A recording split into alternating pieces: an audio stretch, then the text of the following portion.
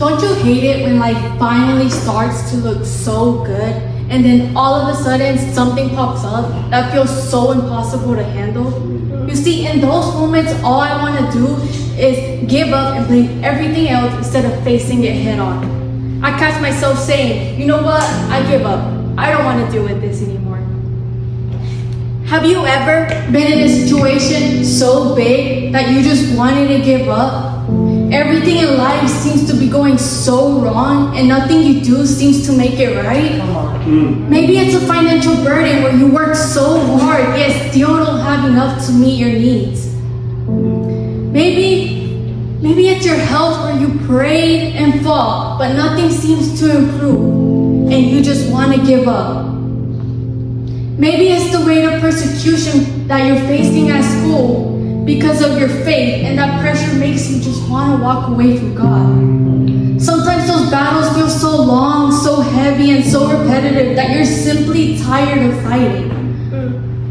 But what if those very battles are not meant to break you, but to build you? What if they are the ground where God is training your faith to grow stronger? Yes, come on. Today I want to tell you all that trials are a training ground for stronger faith.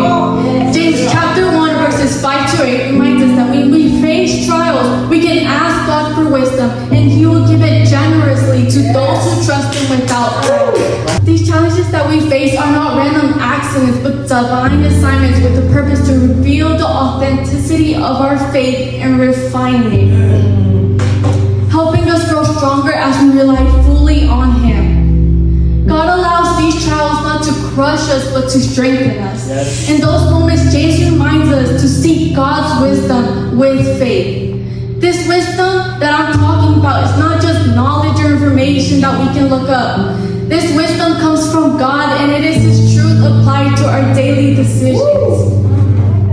He does not judge us for returning to Him over and over. In fact, He loves to lead us. We see this principle lived out in the story of David with Goliath. The Israelites were paralyzed with fear and had given up hope. But David, a young shepherd boy, saw the situation differently. He didn't complain or give up, but he trusted God for victory. While all of Israel wavered in fear, David pressed forward. He saw God's wisdom and used the tools God had already equipped him with through earlier trials. Instead of relying on military strategy, David relied on God's wisdom. But James doesn't stop there. God will give us wisdom, but we must ask in faith. God will not give us the wisdom if deep down we've already planned an easier alternative.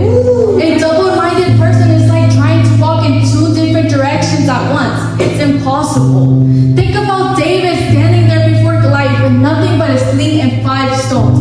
No armor, no sword, no military training. Most of us in that situation would have been frozen by fear. But David has something greater than all of that. He had faith, unwavering faith that God would fight the battle through him. Defeating Goliath was only the beginning. Each act of faith in that battle was preparing David for the greater purpose God had already planned for him as king. So what does this mean for us today? When trials come, we don't have to see them as punishments or setbacks.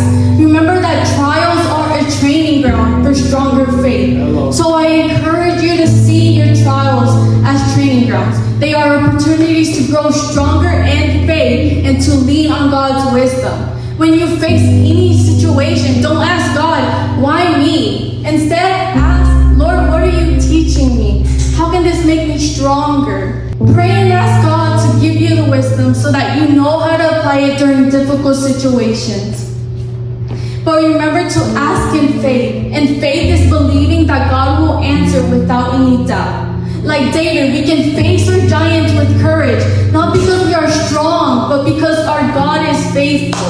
What if before making any major decision, we paused and asked God for wisdom and trusted that His wisdom is best, even if it comes at a cost?